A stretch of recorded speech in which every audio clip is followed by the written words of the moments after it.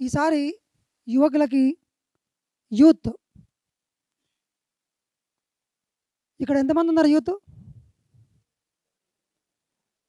చూస్తున్నాను చేతులు ఎవరు లేపుతారో వాళ్ళ యూత్ అని. మీ అందరి యూత్ అందరికీ గట్టిగా చప్పట్లు. కాకపోతే కొంచెం బయట కొంచెం ఉంటుంది కదా లిమిట్, ఏజ్ ఉంటుంది కదా, కొన్ని ఫార్మాలిటీస్ అంతే తప్ప పిరమిడ్ సొసైటీలో ప్రతి ఒక్కరూ యువకులే. పిరమిడ్ మాస్టర్లు అందరూ యువకులే. ఎందుకంటే వాళ్ళకి అందరికీ ఏ మైండ్ ఉంటుంది? యంగ్ మైండ్ ఉంటుంది. ఏ mind? Young mind, not body. పత్రిసారు ఎప్పటికీ ఏం చెప్తారు? మీరెవరు శరీరాలు కాదు, మీరు మాంసపిండాలు కాదు. ఏ పిండాలు? కొంపదీసి ఇంకేదన్నా పిండాలు అనుకుంటున్నారా? మీకు గుర్తొచ్చింటే ఆ పిండాలు ఏంటో. అది కాదు. ఏంటది? చెప్పండి నాతో పాటు. దాన్నే ఇంగ్లీష్లో ఏమంటారంటే ఎనర్జీ బాడీ. చెప్పండి గట్టిగా.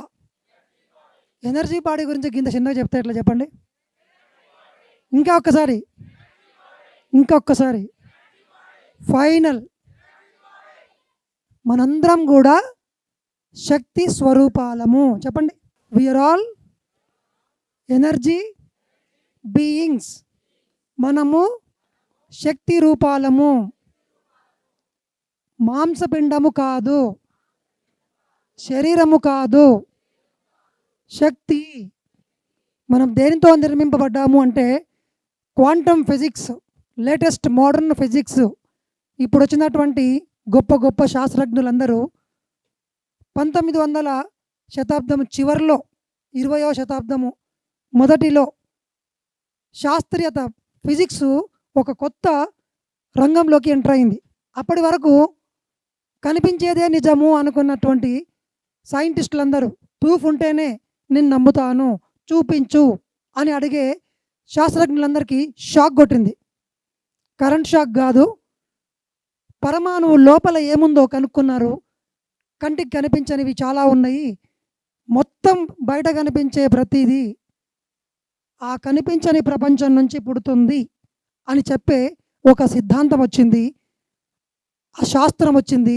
ఆ శాస్త్రం పేరు modern physics, quantum mechanics, quantum physics. ఒకసారి చెప్పండి. క్వాంటమ్. చెప్పండి. క్వాంటమ్ అంటే చిన్న ఎనర్జీ ప్యాకెట్. అంటే ఇంత ఉంటుందా?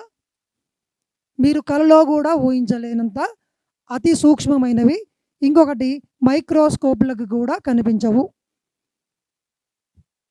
అలాంటి క్వాంటమ్ ఎనర్జీ ప్యాకెట్లు మన ఈ శరీరంలో అణువులో, ఒక్క అణువులో కొన్ని కోటాను కోట్ల క్వాంటమ్ ఎనర్జీ ప్యాకెట్లు ఉంటాయి. సో ఈరోజు మనం ధ్యానము, science of meditation and mind programming ఏం టాపిక్ అండి ఈరోజు? ఎందుకంటే మైండ్ ప్రోగ్రామింగ్ ఎందుకు ఎంపిక చేసుకున్నాను అంటే, యాక్చువల్గా మీకు నేను ధ్యానం గురించి చెప్దాం అనుకున్నాను. నిన్నటి సెషన్లో మన ఎంఎల్ రాము గారు ధ్యానం క్లాస్ చెప్పేశాడు. కాకపోతే ధ్యానాన్ని కూడా కొంచెం నేను సైంటిఫికల్గా టచ్ చేస్తాను. బట్ మన జీవితంలో మీరు ఏం కావాలనుకుంటున్నారో దాన్ని సృష్టించుకునే ఒక విద్య మైండ్ ప్రోగ్రామింగ్. మైండ్ ప్రోగ్రామింగ్ ఎన్ని పదాలు ఉన్నాయి ఇక్కడ? ఎన్ని ఉన్నాయి? 2 ఉన్నాయి. ఒకటి మైండ్, రెండవది ప్రోగ్రామింగ్. అంటే ఏంటి సార్? కర్తాల్లో ఒక పెద్ద ప్రోగ్రామ్ జరుగుతుంది, అదే ప్రోగ్రామింగ్. కానీ కంప్యూటర్లో ఉన్న వాళ్ళందరికీ, కంప్యూటర్ టచ్ ఉన్న వాళ్ళందరికీ సార్ సాఫ్ట్వేర్ ఇంజనీర్లు కంప్యూటర్ ప్రోగ్రామ్ చేస్తారు, కంప్యూటర్ని ప్రోగ్రామ్ చేస్తారు. ప్రోగ్రామ్ అంటే నథింగ్ బట్ ప్లానింగ్. ఏమేమి చేయాలి అని ఒక లిస్ట్ రాసుకుంటామా, అవన్నీ చేయడమే ఒక ప్రోగ్రామ్. కంప్యూటర్ని కూడా మనోళ్ళు సాఫ్ట్వేర్ ఇంజనీర్లు ఏం చేస్తారంటే, కంప్యూటర్తో పని చేయించుకోవడానికి కంప్యూటర్కి కొన్ని పనులు చెప్పాలి మనం.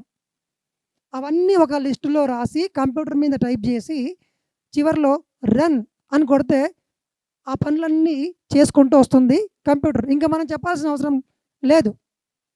సో ఇప్పుడు ఈరోజు మనం ఎవరికి ప్రోగ్రామ్ చేయబోతున్నాం అంటే, ఎవరికి? ఇప్పుడు ఈ మైండ్కి గనక మనము మనకి ఏమేమి కావాలనో లిస్టు రాసి ఇక్కడ టైప్ చేసి ప్రింట్ చేసి ఏమని కొట్టాలి? చెప్పండి గట్టిగా. రన్ కొట్టాలి. కొడితే ఏమవుతుంది? మీ జీవితం, మీ మైండ్ ఏం చేస్తుంది అప్పుడు? మీ ప్రమేయం లేకుండానే మీకు కావాల్సినవి మీరు ఏం రాసిండ్రో గుర్తుపెట్టుకోండి. ఇక్కడ ఒక లింక్ ఉంది. మీరు ఆ ప్రోగ్రాంలో ఏమిచ్చారు? డిలీట్ చేయమని ఇచ్చారా? కాపీ చేయమని ఇచ్చారా? దానికి తెలీదండి. డిలీట్ చేయమంటే డిలీట్ చేస్తుంది. ఏం అడగదు మిమ్మల్ని. ఆర్ యూ షూర్ అని అడుగుతుంది ఒకటే. నిజంగానే మీరు డిలీట్ చేయాలనుకుంటున్నారా అని అడుగుతుంది. ఎస్ అని నొక్కిందాం అనుకోండి, మళ్ళీ మిమ్మల్ని కన్విన్స్ చేయదు. మీకు అమ్మో మీరు ఇంత కష్టపడి సంపాదించిండ్రు, దీన్ని ఎట్లా డిలీట్ చేస్తారు? ఒక పెన్ డ్రైవ్లో పెట్టుకోండి, ఒక హార్డ్ డిస్క్లో పెట్టుకోండి, ఎందుకైనా మంచిది ఒక గూగుల్కి డ్రైవ్లోకి అప్లోడ్ చేయండి, సిడీ ప్రింట్ చేయండి అని చెప్పదు. దానికి తెలియదు. దానికి సొంత డెసిషన్ ఉండదు. మీ మైండ్కి సొంత డెసిషన్ ఉండదు. మీ మైండ్ మీ చేతిలో ఒక పరికరం.